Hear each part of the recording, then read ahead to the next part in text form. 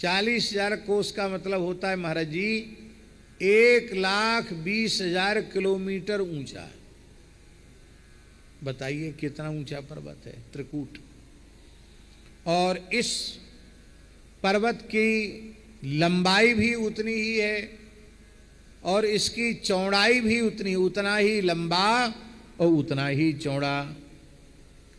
उसके चांदी, लोहा और स्वर्ण के 3 शिखर हैं जिससे दिशाएं जगमगाती रहती हैं और रंग बिरंगी धातुएं उस पर शोभायमान होती रहती हैं।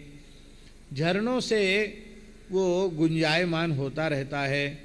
समुद्र की लहरें आकर के पर्वत के निचले भाग से टकराती रहती हैं। ऐसा लगता है मानो ये सागर भगवान के चरणों का प्रक्षालन कर रहा हो। वहां के हरे हरे श्री चिदंबरम भगवान की जय। वहां के हरे हरे पन्नों की शिलाओं के स्पर्श से और वहां की दूब बड़ी शोभायमान हो रही थी। ऐसी सुंदर शोभा हो रही है। उसकी कंदराओं में सिद्ध चारण गंधर्व विद्याधर नाग किन्नर अप्सराएं विहार कर रहे थे और बड़ी सुंदर उसकी शोभा हो रही थी। उस पर्वतराज त्रिकूट की तराई में भगवान वरुण का एक उद्यान था। उस उद्यान का नाम था ऋतुमान। उस ऋतुमान नाम के उद्यान में देवांगनाएं क्रीड़ा करती थी। बड़े दिव्य वृक्ष उसमें सुशोभित हो रहे थे और वो बहुत विशाल 100 योजन लंबा चौड़ा वहाँ एक विशाल सरोवर था। 1200 किलोमीटर लंबा, 1200 किलोमीटर चौड़ा वहाँ एक सरोवर था। उस सरोवर में अमृत के समान सुंदर मीठा जल भरा हुआ था। बड़ी सुंदर उसकी शोभा, कमलों की सुगंध से उसका जल अत्यंत सुवासित हो रहा था। उसी वन में एक गजेंद्र निवास करता था जो हजारों हथनियों का स्वामी था। वह पूरे वन के वन्य प्रदेश के जितने हाथी थे उन हाथियों का वो राजाधिराज था, गजराज था, सम्राट था वो और बड़ा बलवान था। एक बार वह अपने परिवार के साथ, अपने कुटुंबियों के साथ वन विहार कर रहा था। उसी समय उसको बड़ी जोर की प्यास लगी। उसने अपनी सूंड को ऊपर उठा करके देखा तो हाथी को भगवान ने कुछ ऐसी शक्ति दी है कि योजनों दूर से वो वायु से अनुभव कर लेता किस दिशा में जल है। उस दिशा की ओर वो भागने लग गया। भागते भागते वो वहाँ पहुँचा। पपौ निकामम निज पुष्करो धृतम मात्मान मद्भि स्नपयन गतक्लमः। उसने बड़े प्रेम से उस 100 योजन लंबे चौड़े विशाल अमृतमय जल के विशाल समुद्र जैसे सरोवर में प्रवेश किया, स्नान किया, जल पिया, थकान दूर हुई और महाराज जी अब खेलने लग गया। वो कैसे खेल रहा है, स्वपुष्करेणोद्धृत से, जैसे कोई विषयासक्त ग्रहासक्त व्यक्ति मोहग्रस्त हो करके जल क्रीड़ा में मग्न हो और अपनी पत्नी को नहला रहा हो, अपने बच्चों को नहला रहा हो, ऐसे ही ये विषयाक्रांत मोहग्रस्त मूढ़ गजेंद्र स्वयं तो स्नान जल क्रीड़ा करने लगा। अपनी सूंड में जल को भर भर कर हथनियों को स्नान कराता है, कभी बच्चों को स्नान कराता है। वो भगवान की माया से उन्मत्त हो रहा था। उसको पता नहीं था कि उसकी मृत्यु उसके ऊपर मड़रा रही है और उसके सिर पर विपत्ति मड़रा रही है। उसी समय दैव की प्रेरणा से उसके पैर को एक विशाल ग्राह ने पकड़ लिया। ये बड़ा बलवान था। इसने अपने पैर को छुड़ाने की खूब चेष्टा की। यथा वलम सोति वलो विचक्रमे अति वलः। महान बलवान था लेकिन फिर भी वह उस ग्राह से अपने चरण को मुक्त न करा सका, क्योंकि गजेंद्र थल का जीव है और ग्राह जल का जीव है। जल के जीव की जल में शक्ति अधिक होती है, स्थल के जीव की स्थल में शक्ति अधिक होती है, एक कारण। दूसरा कारण, गजेंद्र का गरम गरम रक्त पी रहा था ग्राह, और गजेंद्र को तो वहां कुछ खाने पीने को धरा ही नहीं था, यह भी एक कारण था। उसने बहुत चेष्टा की लेकिन वह अपने पैर को छुड़ा न सका।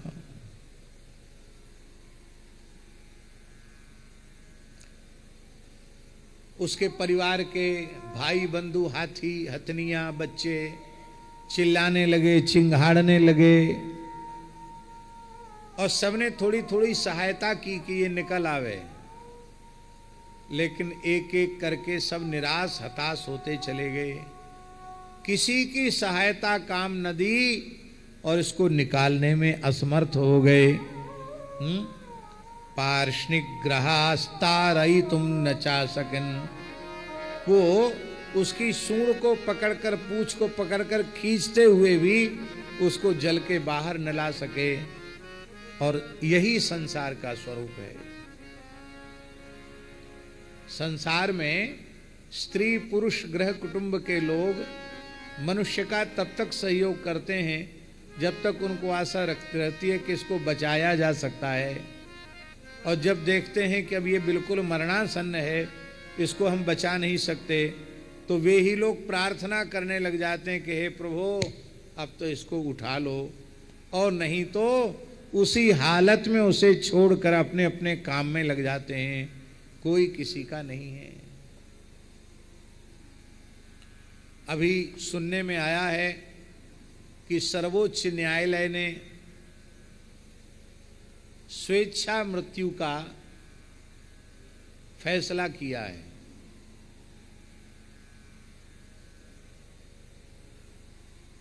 विदेश में तो शायद पहले से ही था कि कोई व्यक्ति अपने जीवन से परेशान है तो स्वेच्छापूर्वक मृत्यु का वर्ण कर सकता है, लेकिन हमारे वैदिक सनातन हिंदू धर्मशास्त्र के अनुसार स्वेच्छा मृत्यु का कोई विधान नहीं है।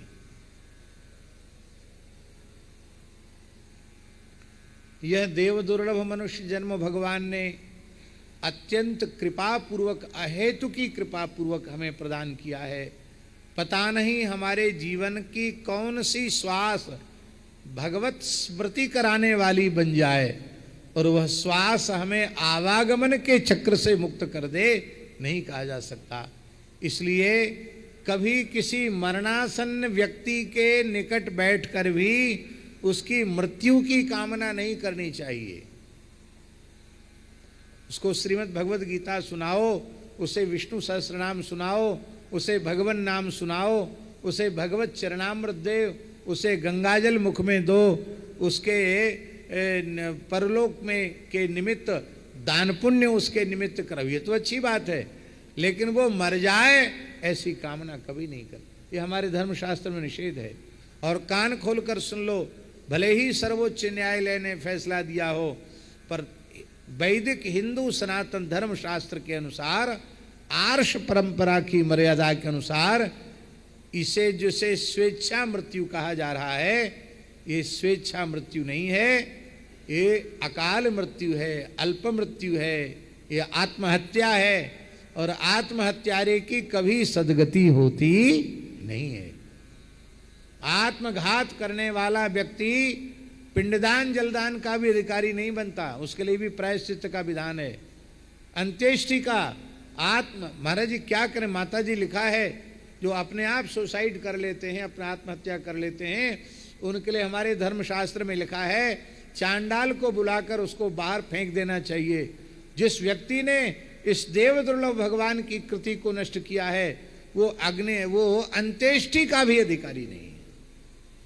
तो ऐसे व्यक्ति की भी अंत्येष्टि करना हो तब क्या करें, उसके लिए अंत्येष्टि विधान में है इतनी गायों का दान करे, ऐसा ऐसा कृत्य करे, तब वह अंत्येष्टि का अधिकारी बन सकता है। आत्महत्या का विधान नहीं है।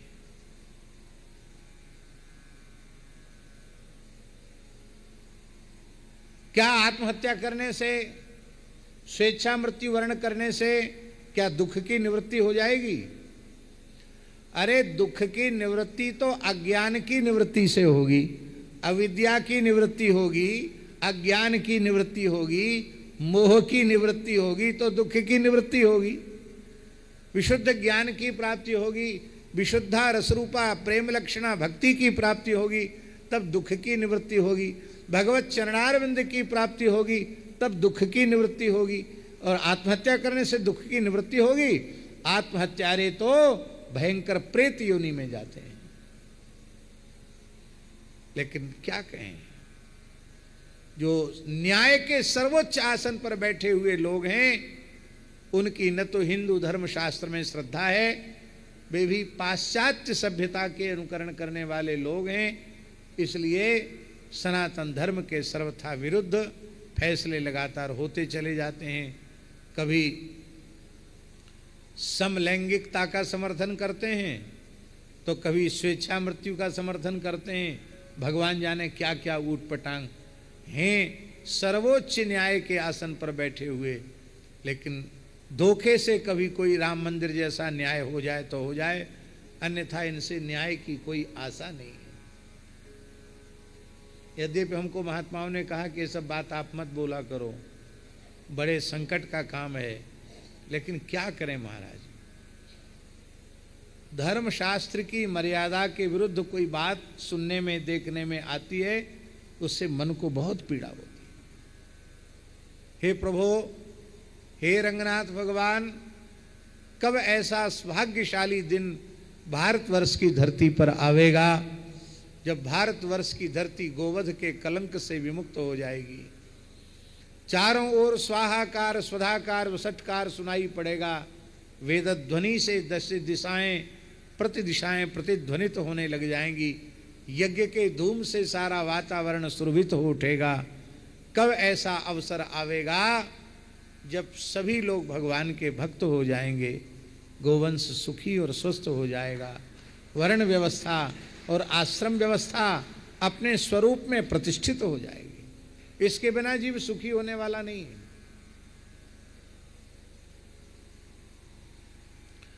और चाहे जो कुछ कर लो, सकल कर्म करि थक्यो गुसाई, सुखी न भयउ अवहि की नाई। भगवत शरणागति से ही सुख है। तो जब इस हाथी के परिवार के लोगों ने माताजी ये देखा कि अब इसकी विपत्ति जल्दी छूटने वाली नहीं है, तो इसकी हथनियां और इसके बच्चे, इसके भाई बंधु सब इसको छोड़ के चले गए। अब अकेला हो गया।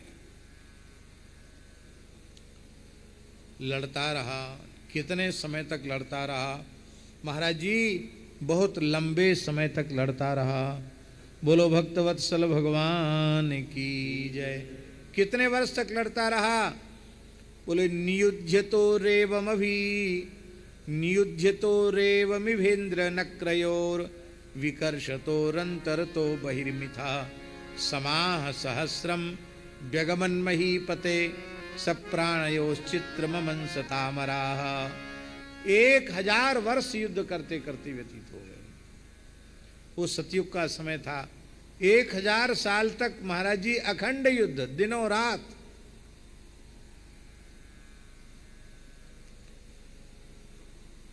देवता भी आश्चर्यचकित हो गए इस गज और ग्राह के युद्ध को देख करके। अंत में गजेंद्र की शक्ति क्षीण होती चली गई, ग्राह प्रबल होता चला गया और उस गजेंद्र ने देखा कि अब मैं अपनी रक्षा करने में सक्षम नहीं हूं, अब मैं अपनी रक्षा नहीं कर सकता। इस निश्चय पर वह पहुंच गया कि दध्या विमाम बुद्धिमताभ्यपद्यत, मैं अपनी सुरक्षा स्वयं नहीं कर सकता। ये ग्राह नहीं है, ये विधाता के द्वारा भेजी हुई काल रूपी फांसी है। इसमें फंस करके मैं व्याकुल हो रहा हूं। मेरे समान बलवान हाथी भी मुझे इस विपत्ति से छुड़ा न सके, तो बेचारी हथनियां तो छुड़ाएंगी कैसे? ये बच्चे कच्चे भी सब भाग गए। अब संसार का स्वरूप समझ में आ गया। कि प्राण संकट में पड़ने पर कोई किसी की सहायता करने वाला नहीं है।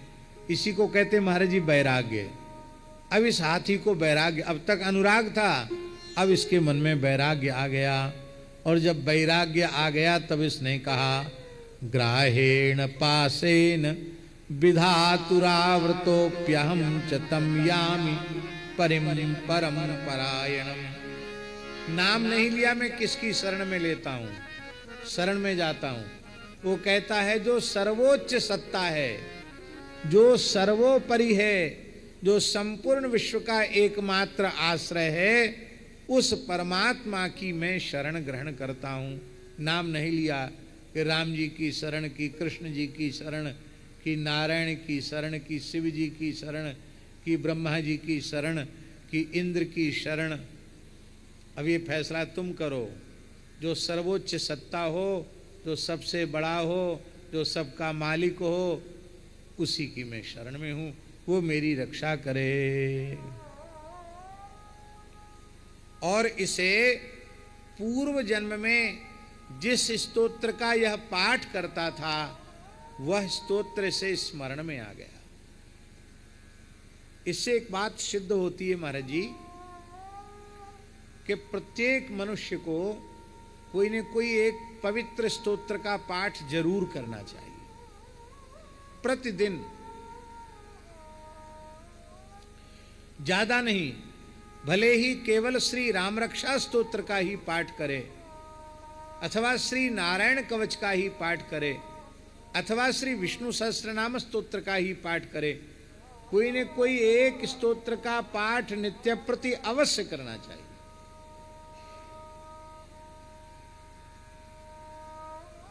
अब देखिए, पूर्व जन्म में इसने जिस स्तोत्र का पाठ किया था, उसको हाथी के योनि में, हाथी के शरीर से उस स्तोत्र की स्मृति आ गई, और उस स्तोत्र की स्मृति ने ही गजेंद्र का उद्धार कर दिया। महाराज, उद्धार के लिए मनुष्य की योनि जरूरी होती है। पशु पक्षियों के शरीर तो भोग योनि है, उनसे उद्धार नहीं होता, पर गजेंद्र की योनि में उसका उद्धार हो गया। साक्षात वैकुंठनाथ भगवान उसको वैकुंठ लेकर के गए। ये किसका फल था? ये पूर्व जन्म में एक स्तोत्र का पाठ करता था, उसका फल था। और गजेंद्र मोक्ष तो माताजी ऐसा दिव्य स्तोत्र है कि प्रतिदिन यदि कोई गजेंद्र मोक्ष का निष्ठा पूर्वक पाठ करे तो मृत्यु के क्षण में उसे भगवान की स्मृति जरूर आएगी, इसमें संदेह नहीं है। और वो निश्चित भगवान के धाम को ही जाएगा, वो लौट कर संसार में नहीं आएगा। आप लोग देख लें, संसार में बड़े बड़े संकट लोगों पर आते हैं, चाहे जैसी असाध्य विपत्ति हो, संकट हो, आप गजेंद्र मोक्ष का पाठ करने लग जाओ, अथवा किसी पवित्र संध्योपासन संपन्न पवित्र सदाचारी वैदिक ब्राह्मण के द्वारा संकल्प करा करके आप अनुष्ठान करवाओ, गजेंद्र मोक्ष का पाठ कराओ, तत्काल समाधान मिलेगा, असाध्य से असाध्य संकट की निवृत्ति हो जाएगी। ये गजेंद्र मोक्ष की बड़ी भारी महिमा है। कोई न कोई एक स्तोत्र जरूर पाठ करना चाहिए, भले ही राम रक्षा ही करो, पर रोज करो जरूर।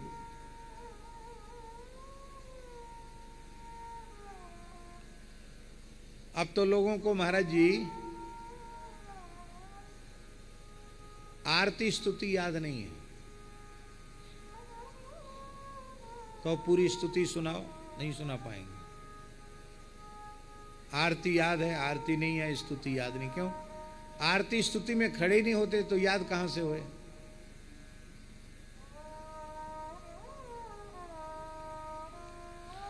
हरिद्वार में एक स्थान में हम बैठे थे,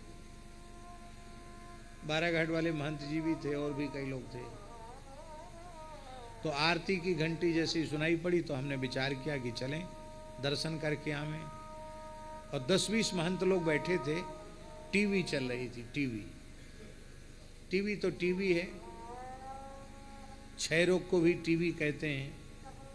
तपेदिक होती ना क्षय रोग, वो भी टीवी है, ये भी टीवी है, बीमारी है। टीवी चल रही थी, टेलीविजन। कोई नाटक आ रहा था, भगवान जाने क्या आ रहा था, जो भी जाने, याद नहीं। हम भी वहीं बैठे थे। हम इसलिए बैठे थे कि कहाँ जाएं, जहाँ बैठने की जगह वहीं बैठे, बीच में कहाँ चले जाएं। तो जैसे ही आरती की घंटी बजी कि हमने सोचा चलें हम भी आरती का दर्शन। एक महंत, अरे महाराज कहाँ जाते हो, बैठो, पुजारी यहीं लाके आरती देगा, तुम कहाँ जा रहे हो। पर हमको तो जाना था, वहाँ जरूरी था। तो हम और बाराघाट वाले महंत जी आरती स्तुति में चले गए। महंत लोग आरती के आने पर उठकर खड़े भी नहीं होते। शरीर में कोई असुविधा हो, रोग बीमारी हो, अशक्ति हो, तब तो बात अलग है। अन्यथा शरीर में सामर्थ्य है तो आरती स्तुति का शब्द श्रवण करते ही लाख करोड़ काम छोड़कर भगवान की आरती में खड़े होना चाहिए, भगवान की स्तुति में खड़े होना चाहिए। आरती की ज्योति में जब अर्चक भगवान की आरती करता है और आरती की ज्योति में भगवान की मुखद छवि का दर्शन होता है, महाराज शास्त्रों में लिखा है 10,000 कपिला गायों को स्वर्ण श्रृंग से मंडित करके, रत्नों से अलंकृत करके 10,000 कपिला गायों के दान का पुण्य भगवान की आरती की ज्योति में भगवान के मुखारविंद के दर्शन मात्र से प्राप्त हो जाता। आरती स्तुति में लोग खड़े, आरती स्तुति याद नहीं। अरे आरती स्तुति की बात जाने दो, आरती के बाद जय कैसी बोली जाती वो लोगों को याद नहीं। ऐसा नहीं कि आप अपने मन से चाहे जो जय बोलो। सैकड़ों वर्ष पहले 4 संप्रदाय ने बैठ करके निश्चय किया है कि पूरे 4 संप्रदाय में भेष में आरती स्तुति के बाद यही जय बोली जाएगी, लेकिन उस परंपरा का भी लोग पालन नहीं कर रहे हैं।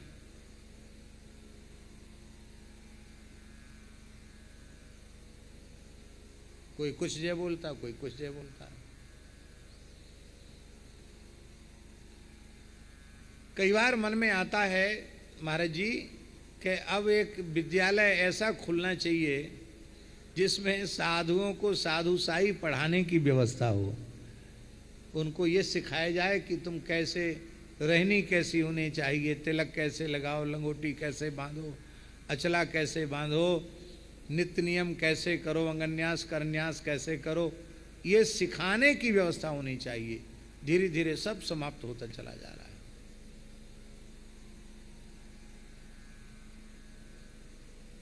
हमारे यहाँ 4 संप्रदाय ने जो जो निश्चित किए वो क्या है? राम कृष्ण देव की, अयोध्या नाथ की, हनुमान गरुड़ देव की, शालिग्राम देव की, नृसिंह देव की, गंगा यमुना महारानी की, सरयू महारानी की, गौ माता की, सब संतन की, फिर अपने आचार्य का नाम, जैसे जगत गुरु भगवान स्वामी श्री रामानंदाचार्य जी महाराज की, अथवा जगत गुरु श्रीमन मध्वाचार्य जी महाराज की, अथवा जगत गुरु श्री स्वामी रामानुजाचार्य जी महाराज की, अथवा जगत गुरु श्री स्वामी निम्बारकाचार्य जी महाराज की, अथवा जगत गुरु श्री स्वामी विष्णु स्वामी आचार्य जी महाराज की, अथवा जगत गुरु श्री स्वामी वल्लभाचार्य जी महाराज, जो आपके आचार्य परंपरा के हों उनकी जय। श्री श्री चैतन्य महाप्रभु की, श्रीमन नित्यानंद महाप्रभु की, इसके बाद अपने अपने गुरुदेव की, फिर मंगला श्रृंगार आरती की, जय जय सीताराम अथवा जय जय राधे श्याम, जो आपका मन हो। अब क्रम से आरती बोलना लोगों को पता नहीं। आरती के बाद स्तुति कैसे? आरती में भी सब जगह अलग अलग विधियां हैं। कितनी बार आरती चरण में घुमानी है, कितनी बार नाभि में, कितनी बार मुखारविंद में, कितनी बार संपूर्ण श्रीअंग की करनी है, शंख का जल कितनी बार घुमाना है, सब जगह अलग अलग। एक सी पद्धति पूरे देश में कहीं दिखाई पड़ी आपको? उसका कारण यह है कि जहां जैसे होता है पीछे वाले देखकर वैसे ही करने लग जाते हैं, हो गया। कोई ना कोई एक स्तोत्र अवश्य ही पाठ करना चाहिए, मंत्र का जप करना चाहिए। इसी को माताजी भक्ति का बीज कहा जाता है। और हमारे यहाँ संतों में प्रसिद्ध है, भक्ति बीज पलटे नहीं, जो जुग जाहि अनंत, ऊंच नीच कुल उपजे, होय संत को संत। देख लो, द्रविड़ देश का राजा था ये गजेंद्र, पूर्व जन्म में इसी तमिलनाडु का राजा था, द्रविड़ देश का राजा था, इंद्रद्युम्न इसका नाम था। और उस समय जिस स्तोत्र का पाठ करता था वही स्तोत्र हाथी की योनि में याद आ गया। और जब भगवान को पुकारा तो महाराज जी संतों ने यहाँ तक कहा कि हाथों, गजेंद्र ने कष्ट में कहा, री कहने के पहले पहले भगवान ने प्रकट होकर के अपने चक्र से ग्राहक के मुख को विदीर्ण किया और गजेंद्र की सूंड पकड़ करके जल से बाहर निकाला। पहले ग्राहक का उद्धार किया, इसके बाद गजेंद्र का उद्धार किया। मानो भगवान नारायण ने ये बतला दिया कि जो मेरे भक्त का चरण पकड़ता है उसका कल्याण पहले होता है और फिर बाद में भक्त का भले ही हो, पर भक्त के चरण पकड़ने का कल्याण हो, चरण पकड़ने वाले का कल्याण पहले ही हो जाता है।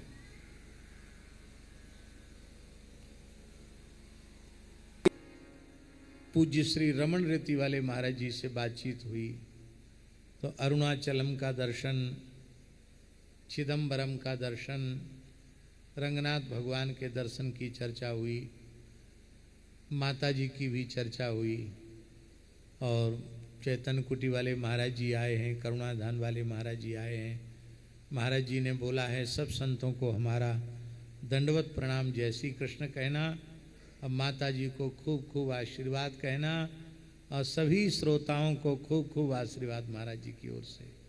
तो आज महाराज जी ने हमसे पूछा था कि चिदम्बरम में आकाश लिंगम में, आकाश लिंग, आकाश तो वो है जो दिखता नहीं, आकाश कहते किसको हैं?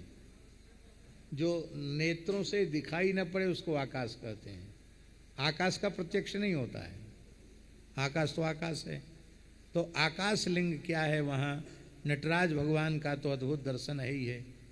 तो हम उनको ठीक उत्तर नहीं दे सके। आज आपसे हमने पूछा तो आपने कहा ये आकाश क्षेत्र है और आकाश क्षेत्र में आकाश लिंग के रूप में स्फटिक, जो भगवान स्फटिक मणि से निर्मित जो है, स्नान के लिए गए थे तो हमारे मन में आया प्रायो भक्ता भविष्यन्ति लिखा हुआ है, तो क्यों ना कम से कम 3 अंजलि जल पी लें, हमको भी भक्ति के संस्कार आ जाएं। तो हमने भर करके 3 अंजलि जल श्री कावेरी जी का पिया। कितनी महिमा है कावेरी की, धन्य है जिस कावेरी के तट पर साक्षात भगवान रंगनाथ विराजमान है।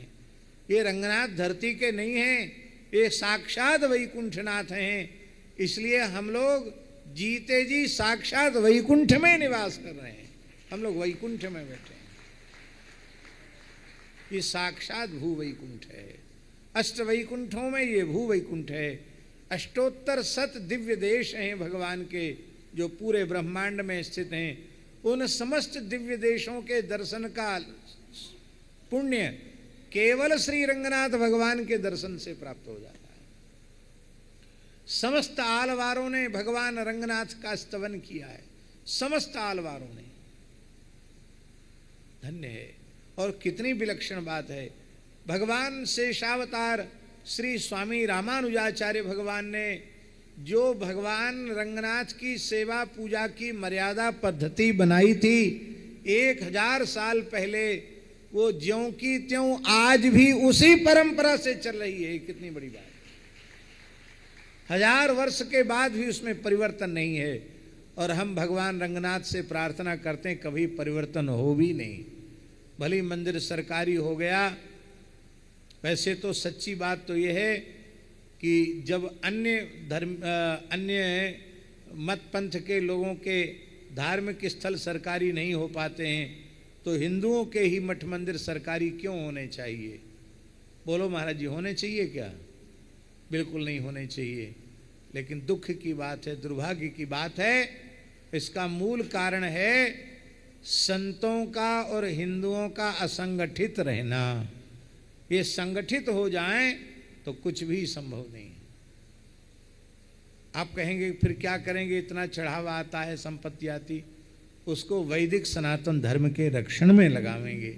हैं, कितने विपन्न हिंदू हैं, उनकी सेवा में लगाएंगे, गौशालाएं खुलवाएंगे, वेद पाठशालाएं खुलवाएंगे। लेकिन दुर्भाग्य की बात है, हिंदू मठ मंदिरों का की बहुत बड़ी रकम विधर्मियों के जो स्थल हैं उनके उद्धार में, उनके पोषण में, मदरसों आदि में उसका खर्च किया जाता है। वोट के कारण सब करते हैं। श्री वृंदावन बिहारी लाल की जय। तो भगवान की भक्ति तो अत्यंत दुर्लभ है। कि द्रविड़ देश का राजा, तमिलनाडु जिसको कहते हैं, द्रविड़ देश का राजा था, इसका नाम इंद्रद्युम्न था।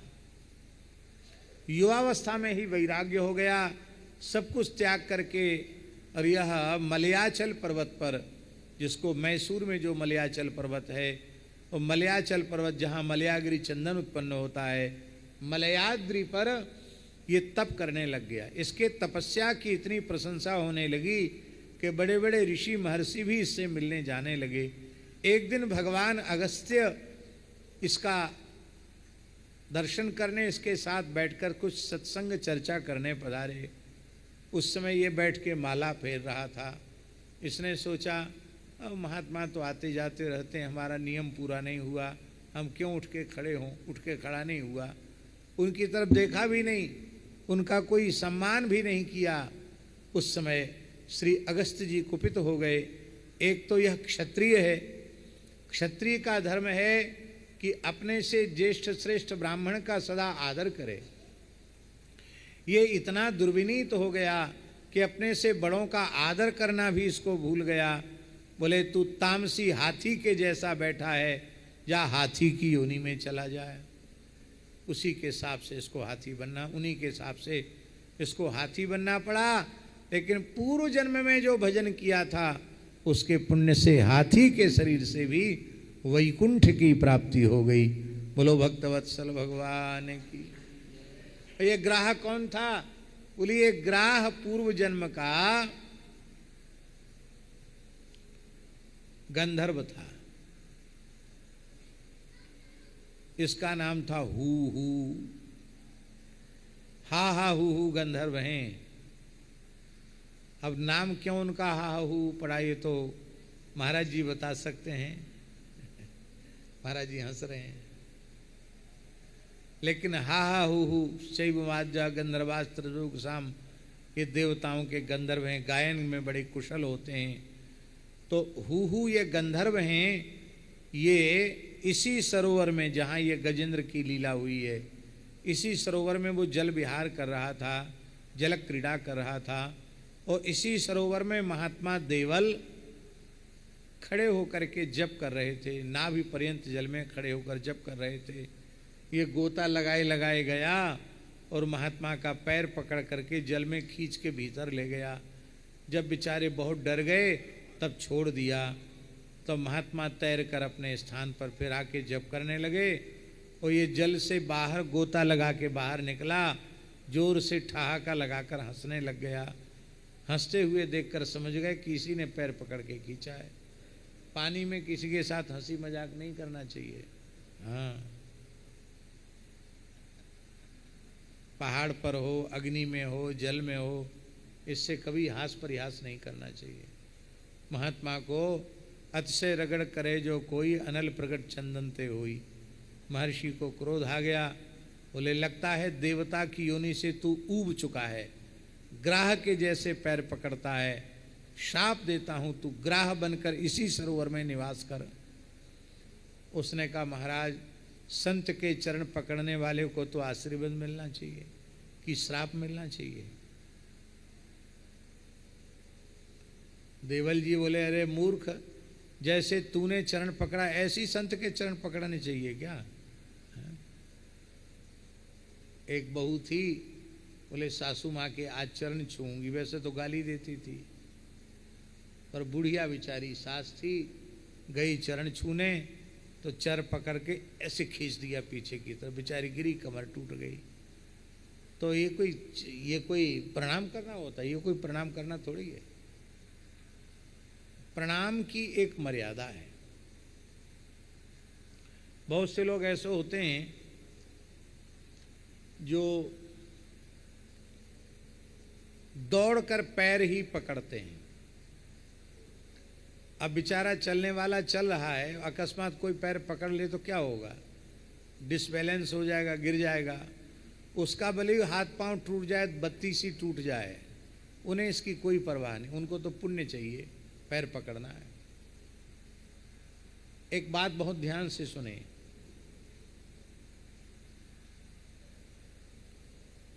धर्म शास्त्र की मर्यादा के अनुसार चलते हुए समय प्रणाम नहीं करना चाहिए।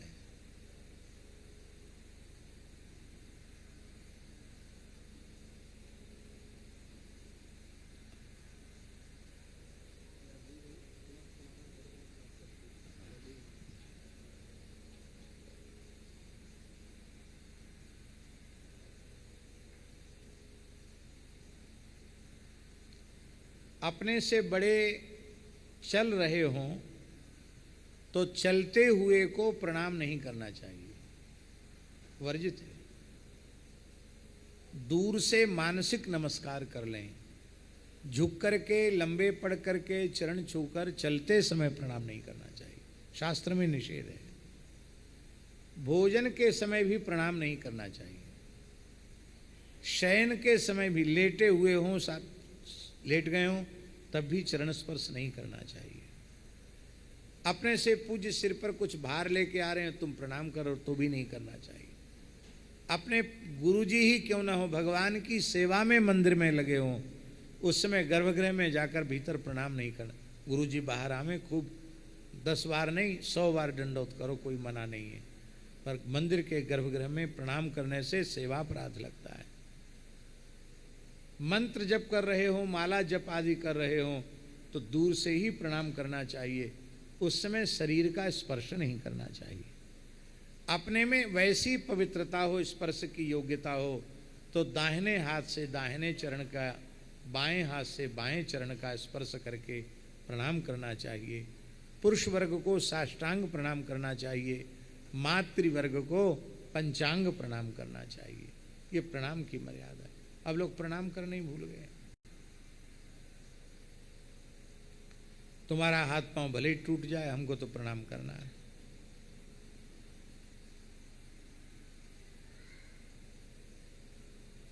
एक और बात कह रहे हैं, कहनी जरूरी है। हम जिनको प्रणाम करना चाहते हैं, क्या उनके जैसा शौचाचार हमारे भीतर है?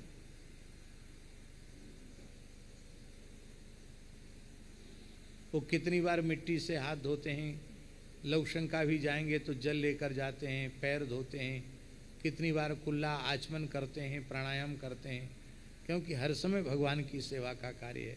कितने पवित्र रहते हैं। आप खड़े खड़े से लवशंका करते हैं, हाथ पैर भी ठीक से धोते नहीं, तो क्या आप छू सकते हैं? आपको लाभ चाहिए तो दूर से भी प्रणाम करने से वही लाभ मिलेगा। ऐसे लोग भोजन का आग्रह करते हैं, हमारे यहाँ भोजन करो।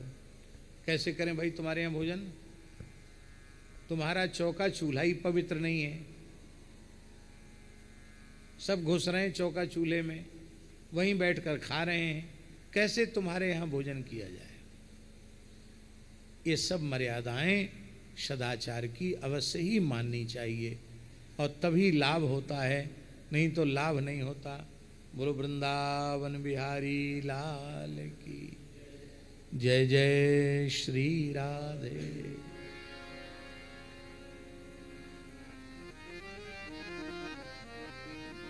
हाँ, तो जिन महात्माओं का ऐसा नियम है कि वे किसी से भी चरण स्पर्श नहीं कराते हैं, उनके नियम की रक्षा हमें करनी चाहिए। उनको दूर से प्रणाम करें। ऐसा नहीं कि हमने उनका नियम तोड़ दिया, अब बड़ा भारी किला जीत लिया हमने, ये नहीं, ये ठीक नहीं है।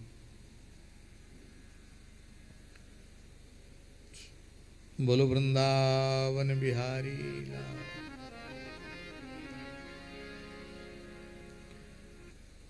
तो प्रणाम की मर्यादा से प्रणाम करना चाहिए।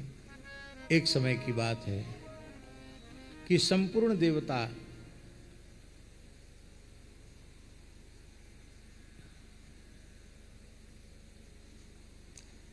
बोलो भक्तवत्सल भगवान की जय।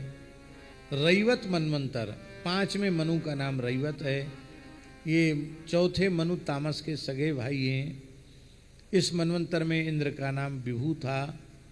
इसमें शुभ्र ऋषि की पत्नी का नाम था विकुंठा, और विकुंठा के गर्भ से भगवान ने वैकुंठ के रूप में अवतार ग्रहण किया। भगवान का धाम भी वैकुंठ और भगवान का नाम भी वैकुंठ। वैकुंठ नामक श्रेष्ठ अपने पार्षदों के सहित स्वयं भगवान वैकुंठ ने अवतार ग्रहण किया। वैकुंठ धाम की जय, वैकुंठनाथ की जय। ये वैकुंठ कैसे प्रकट किया, बहुत उत्तम बात है। रमया वैकुंठ कल्पितो येन लोको लोक नमस्कृतः रमया प्रार्थमानेन देव्या तत्प्रिय काम्यया। ये रमा वैकुंठ भगवान की प्रार्थना, लक्ष्मी जी की प्रार्थना पर भगवान ने प्रकट किया। जब भगवान ने हरिमेधा ऋषि की पत्नी हरिणी के गर्भ से जन्म लिया, भगवान का नाम हुआ श्री हरि। तो भगवान की लक्ष्मी जी तो अनपायिनी है, लक्ष्मी जी भगवान से दूर नहीं रहती। तो जब भगवान नारायण ने ऋषि कुल में ब्रह्म कुल में अवतार लिया, तो लक्ष्मी जी ने भी ब्राह्मण कुल में अवतार लिया। किसकी बेटी बनी लक्ष्मी जी जानते हैं? बाबा जी की बेटी बनी। भगवान श्री भृगु जी महाराज की पुत्री बनी। साधारण नहीं है भृगु जी, नारायण भगवान के ससुर जी हैं, ससुर जी। हाँ, भृगु जी की पुत्री के रूप में लक्ष्मी जी का जन्म हुआ। इनका नाम हुआ भार्गवी। क्या नाम हुआ? भृगु कन्या होने से भार्गवी नाम हुआ। और उस समय इनका विवाह भगवान हरि के साथ इनका विवाह हुआ। बड़ी भारी बारात निकली। ब्रह्मा जी ने विवाह पढ़ा और देवता लोग विवाह में सम्मिलित हुए। शंकर जी सब महाराज ऋषि महर्षि, बड़ी भारी बारात, बड़ा विस्तार से वर्णन है। जब भगवान हरि अपनी पत्नी रमा देवी के साथ गरुड़ पर विराजमान होकर जाने लगे, तो ब्रह्मलोक की सीमा का जैसे ही अतिक्रमण किया, लक्ष्मी जी बोली कहाँ जा रहे हो?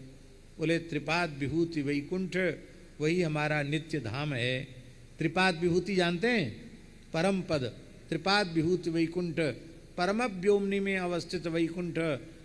3 पाद में भगवान का वैकुंठ है और 1 पाद में अनंतानंत ब्रह्मांड है। इसलिए भगवान के धाम को त्रिपाद विभूति कहा गया।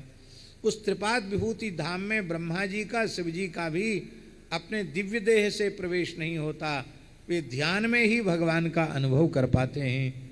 ऐसे उस दिव्य धाम की ओर भगवान जाने लगे। लक्ष्मी जी ने चरण पकड़ लिए। बोले प्रभो, आप जीवों को बहुत दुर्लभ होते चले जा रहे हैं, ये ज़्यादा दुर्लभ बन जाओगे तो आपको कोई नहीं पूछेगा, इसलिए आप जीवों को थोड़ा सुलभ बन जाइए।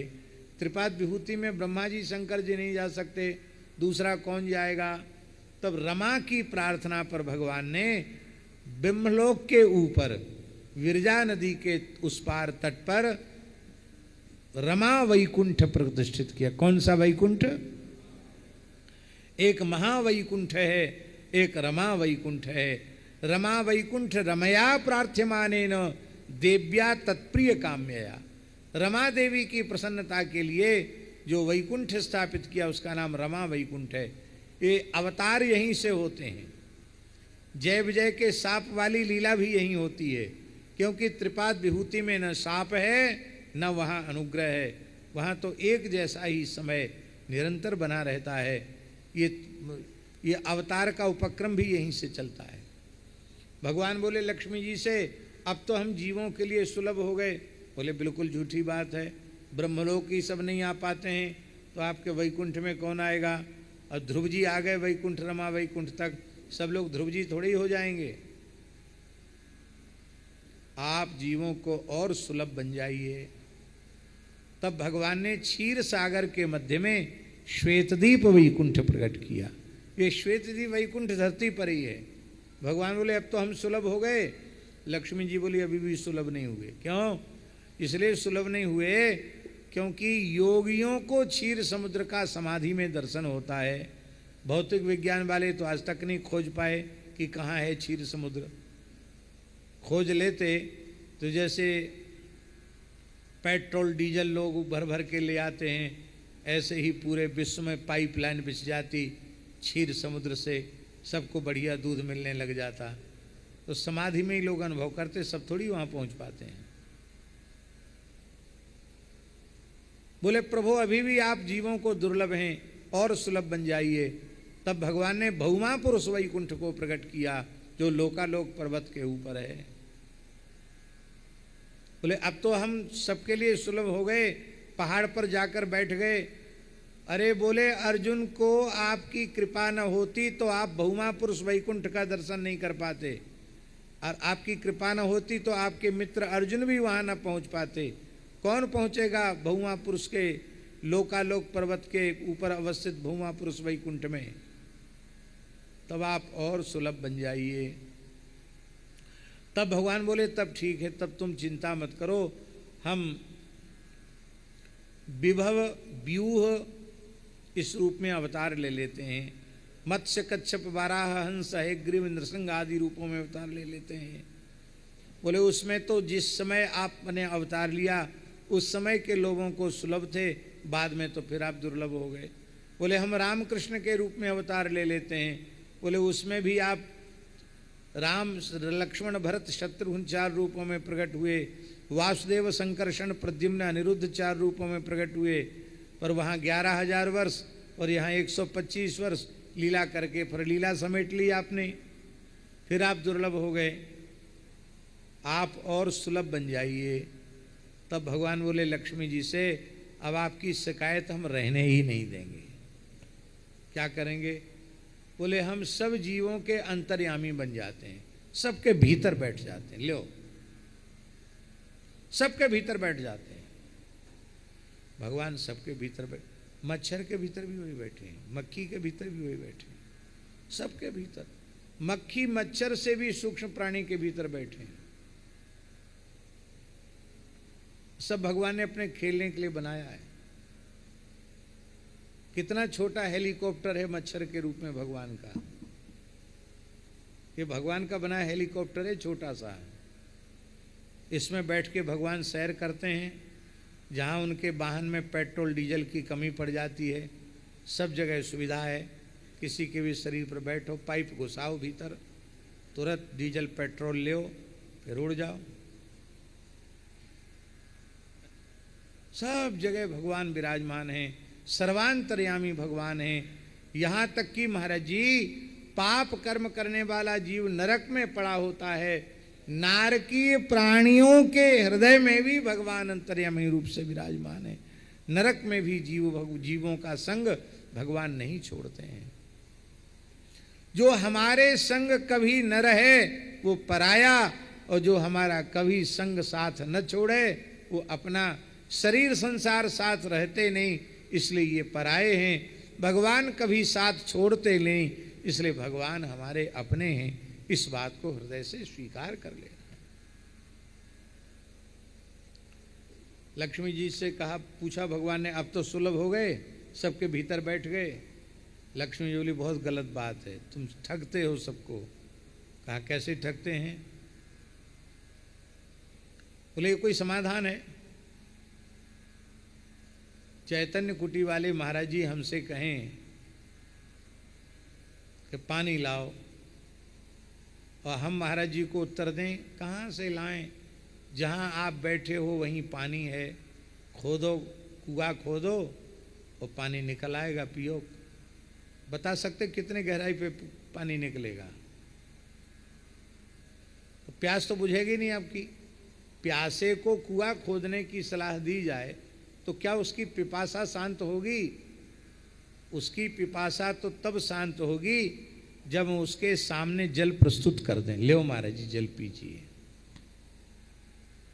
तब भगवान ने कहा हम अर्चावतार के रूप में प्रकट हो जाते हैं, और ये अर्चावतार श्री रंगनाथ भगवान है।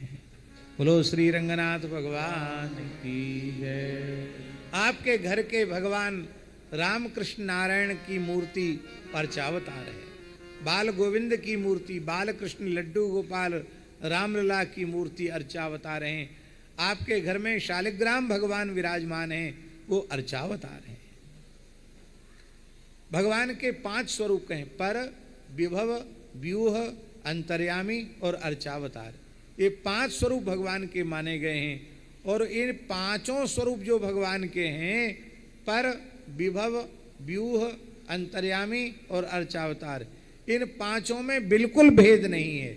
जैसे आकाश में मेघमाला में स्थित जल, झरने में स्थित जल, कुएं में स्थित जल, सरोवर में स्थित जल और आपके कलश में स्थित जल में जलत्वेन कोई भेद नहीं है।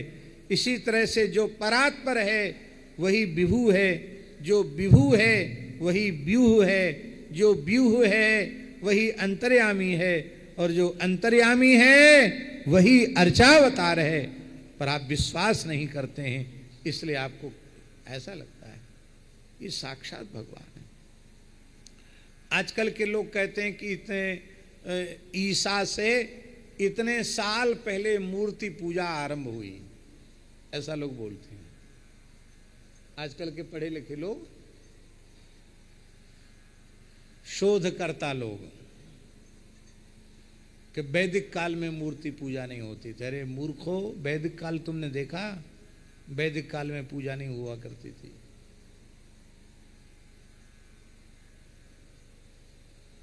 इतिहास पुराण उठा करके देखें माता जी, तो सृष्टि पीछे बनी है, भगवान का श्री विग्रह पहले प्रकट हुआ है।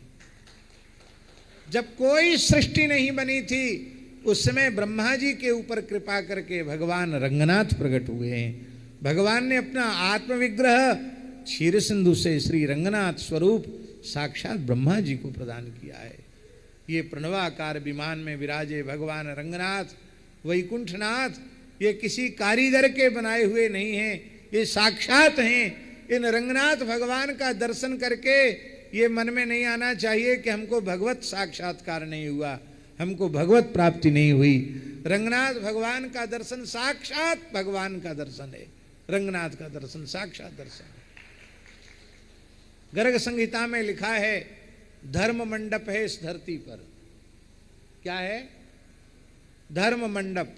इस धर्म मंडप का जो नित्य स्मरण करते हैं वे लौटकर संसार चक्र में नहीं आते हैं।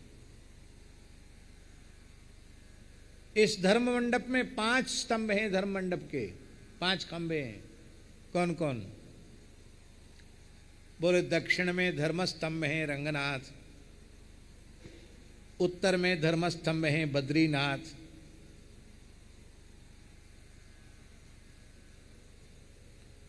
पूर्व में धर्म स्तंभ है जगन्नाथ, और पश्चिम में धर्म स्तंभ है द्वारिकानाथ, और मध्य में धर्म स्तंभ कौन है? श्रीनाथ। श्रीनाथ द्वारा, श्रीनाथ जी जो पहले गिरिराज जी में विराजते थे, बाद में नाथ द्वारा चले गए। ये गर्ग संहिता में स्पष्ट लिखा है, श्री रंगनाथ, श्रीनाथ, द्वारिकानाथ, बद्रीनाथ और जगन्नाथ। इन 5 का रोज स्मरण करो तो द्वारा संसार में नहीं आना पड़ेगा। हमने एक बार कह करके एक चित्र भी बनवाया था कि लोगों के घरों में चित्र वो रहे तो कम से कम एक बार नज़र तो इन पर पड़ जाए। तो यदि कोई चाहे तो इस प्रकार का चित्र अच्छे व्यक्ति से बनवा करके, आजकल तो बहुत सुंदर विज्ञान का युग आ गया, भगवान बद्रीनाथ, जगन्नाथ, रंगनाथ, द्वारिकानाथ और श्रीनाथ। ये श्रीनाथ जी बीच में, पूर्व में जगन्नाथ, पश्चिम में द्वारिकानाथ, दक्षिण में रंगनाथ और उत्तर में बद्रीनाथ। ये बना करके और फिर लोगों में, कम से कम लोगों में ये लिखा है ये धर्म मंडप है। लोग जानते नहीं धर्म मंडप नाम की क्या चीज है। इस धर्म मंडप के दर्शन और स्मरण की बड़ी भारी महिमा है। जो मनुष्य अपने जीवन काल में श्री रंगनाथ, श्री द्वारिकानाथ, श्री बद्रीनाथ, श्री जगन्नाथ और श्रीनाथ इनका दर्शन कर लेता है, उसे द्वारा किसी माता के गर्भ में नहीं जाना पड़ता है। बोलो भक्तवत्सल भगवान की जय। जय जय श्री राधे।